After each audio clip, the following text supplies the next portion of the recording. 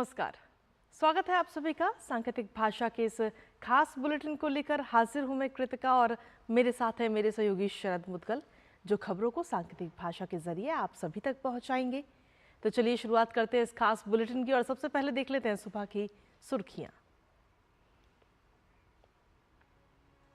24 की चुनौती में बीजेपी नेताओं की तूफानी रैली, जेपी नड्डा चित्रकूट और फतेहपुर में तो अमित शाह तेलंगाना के भोंगिर में भरेंगे हुंकार।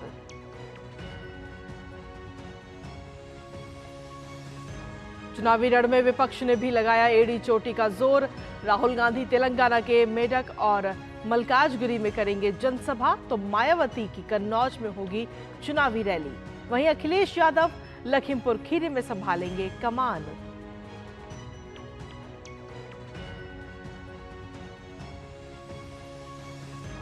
राष्ट्रपति भवन में पद्म पुरस्कार समारोह आज, राष्ट्रपति द्रौपदी मुर्मू पद्म पुरस्कार करेंगी प्रदान।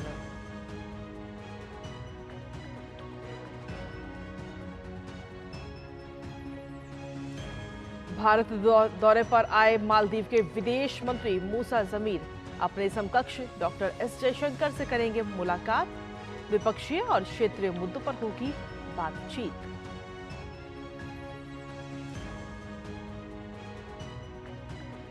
कुलगाम में सोमवार रात से जारी मुठभेड़ में सुरक्षा बलों ने एक और आतंकवादी को मार गिराया। कई इलाकों में सर्च ऑपरेशन जारी, अब तक 3 आतंकी हुए ढेर।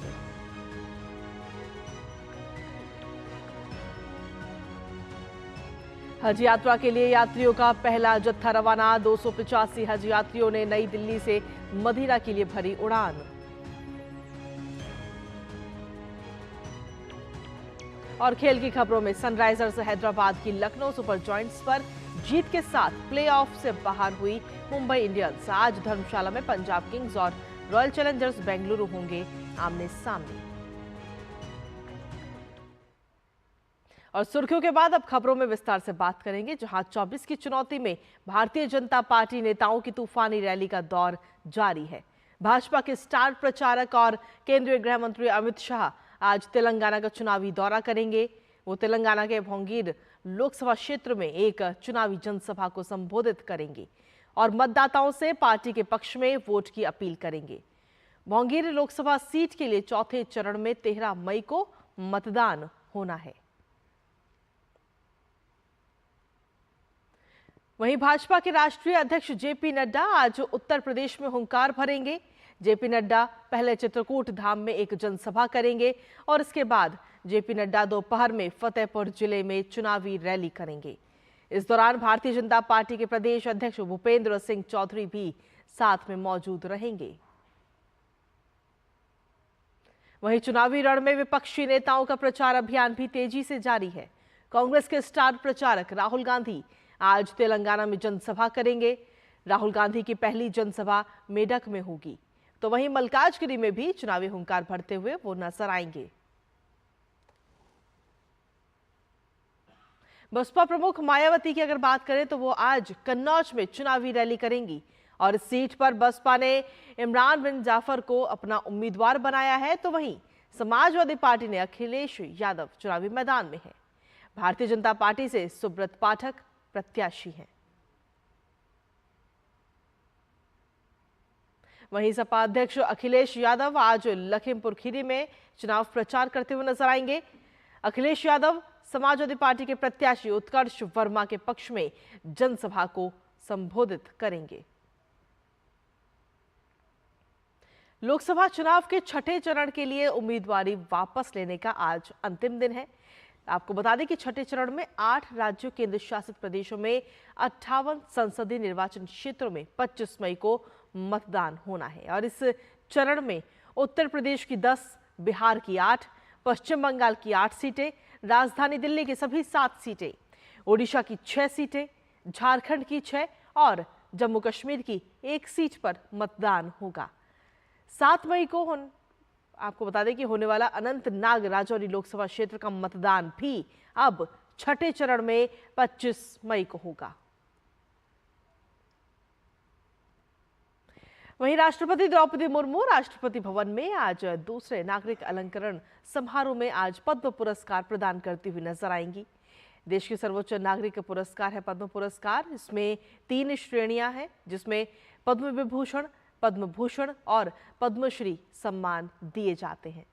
आपको बता दें कि ये पुरस्कार कला, सामाजिक कार्य, सार्वजनिक मामले, विज्ञान और इंजीनियरिंग, व्यापार और उद्योग, चिकित्सा, साहित्य और शिक्षा, खेल और सिविल सेवा सहित विभिन्न विषयों और गतिविधियों के क्षेत्रों में दिए जाते हैं।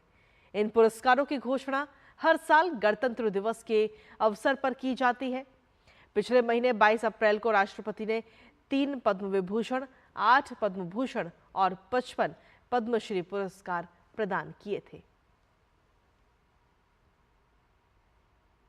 वहीं मालदीव के विदेश मंत्री मूसा जमीर भारत की आधिकारिक यात्रा पर हैं। आज वो विदेश मंत्री डॉक्टर एस जयशंकर से आपसी हित के द्विपक्षीय और क्षेत्रीय मुद्दों पर चर्चा करेंगे। विदेश मंत्रालय ने एक बयान में कहा कि मालदीव हिंद महासागर क्षेत्र में भारत का प्रमुख समुद्री पड़ोसी है और विदेश मंत्री जमीर की यात्रा से दोनों देशों के बीच द्विपक्षीय सहयोग को और गति मिलने की भी उम्मीद है। वहीं दक्षिण कश्मीर के कुलगाम में सोमवार रात से जारी मुठभेड़ में सुरक्षा बलों ने एक और आतंकवादी को ढेर कर दिया है। इससे अब मुठभेड़ में मरने वाले आतंकियों की संख्या अब 3 हो चुकी है। अभी मारे गए आतंकी की पहचान फिलहाल नहीं हो पाई है। वहीं इससे पहले मंगलवार को आतंकी संगठन द रेजिस्टेंस फ्रंट के कमांडर वासित डार और अन्य आतंकी फहीम अहमद बाबा मारे गए थे। इस मुठभेड़ के दौरान सुरक्षा बल आतंकियों के एक ठिकाने को भी क्षतिग्रस्त कर चुके हैं। टारगेट किलिंग की करीब 18 वारदात में शामिल वासित पर 10 लाख रुपए का इनाम था। फिलहाल आतंकियों की तलाश में जम्मू कश्मीर के कई इलाकों में सेना सर्च ऑपरेशन चला रही है। और अब बात हज यात्रा की, जहां यात्रियों का पहला जत्था दिल्ली से मदीना के लिए रवाना किया गया। दिल्ली हज कमेटी के अध्यक्ष कौसर जहां ने सभी हज यात्रियों को मुबारकबाद दी। विदेश मंत्रालय में सचिव मुक्तेश के परदेसी ने सऊदी अरब की अपनी हालिया यात्रा के दौरान इस साल के हज की तैयारियों की समीक्षा की और दोनों पक्षों के बीच सहयोग को मजबूत करने के लिए कई मंत्रियों के साथ बैठकें भी की।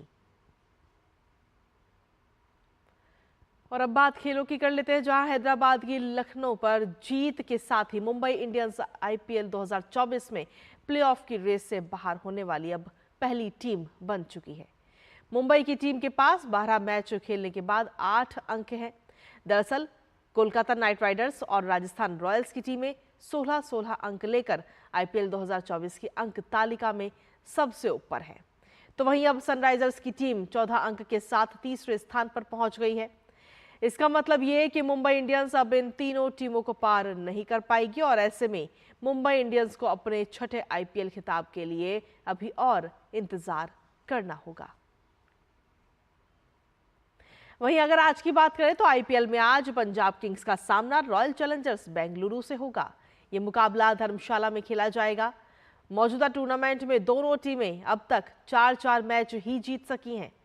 अंक तालिका में 8वें स्थान पर स्थित पंजाब किंग्स को इससे पहले धर्मशाला में खेले गए मैच में चेन्नई सुपर किंग्स के हाथों हार का सामना करना पड़ा था। ऐसे में पंजाब की नजर अब उस हार को भुलाकर जीत की पटरी पर लौटने की होगी। तो वहीं पिछले 3 मुकाबले जीत कर आ रही रॉयल चैलेंजर्स बेंगलुरु प्लेऑफ की रेस में बने रहने के लिए आज का मैच जरूर जीतना चाहेगी। वहीं आईपीएल में बीते कल खेले गए मुकाबले में सनराइजर्स हैदराबाद ने लखनऊ सुपर जायंट्स को 10 विकेट से हरा दिया। टॉस जीतकर पहले बल्लेबाजी करते हुए लखनऊ ने 20 ओवर में 4 विकेट गंवाकर 165 रन बनाए थे। जवाब में हैदराबाद की टीम ने बिना किसी नुकसान के 9.4 ओवर में ही इस लक्ष्य को हासिल कर लिया। हैदराबाद के लिए ट्रेविस हेड ने तूफानी पारी खेलते हुए 30 गेंद में 8 चौके और 8 छक्के की मदद से रन बनाए, जबकि अभिषेक शर्मा ने 28 गेंद में 8 चौके और 6 छक्के की मदद से 75 रनों की नाबाद पारी खेली। और इसी के साथ फिलहाल सांकेतिक भाषा के इस खास बुलेटिन में मुझे, मेरे सहयोगी शरद मुदगल और हमारी पूरी टीम को दीजिए अनुमति। नमस्कार।